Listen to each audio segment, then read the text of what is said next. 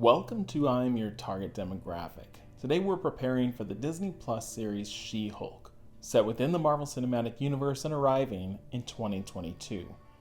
You're likely not familiar with She-Hulk, so this is a superficial overview intended for non-comic fans so that you can get excited about this series. Meet Jennifer Walters, a lawyer in Los Angeles and cousin to Bruce Banner, aka the Hulk. Jennifer got mixed up with some mob activity, defending a gangster who was turning on his boss. This got Jennifer in trouble and she was shot. Bruce just happened to be in town and needed to give her an emergency blood transfusion, even though his blood was full of gamma radiation. Since this transfusion is not as intense as the treatment that Bruce received, this didn't have the same severe effect on Jennifer, instead giving her a balance that the traditional Hulk didn't have.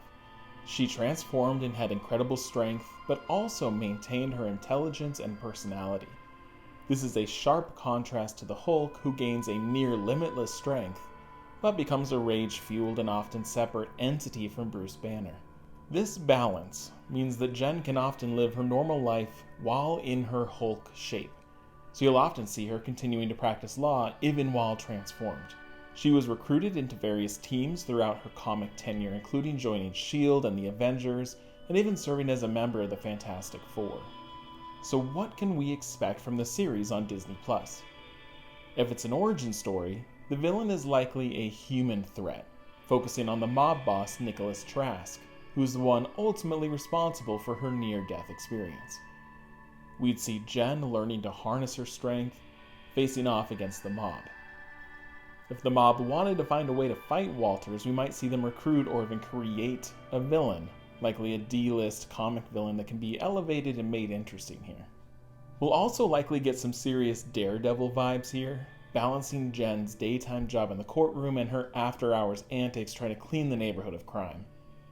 When I created this video, it's been announced that Tatiana Maslany is appearing as Jennifer Walters, with Mark Ruffalo appearing as Bruce Banner. Renee Elise Goldsberry from Hamilton has been cast, though we're not quite sure as who.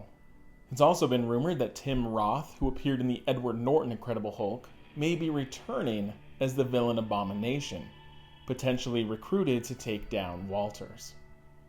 So are you excited about this idea of She-Hulk? Hopefully you found this interesting, and thanks for watching.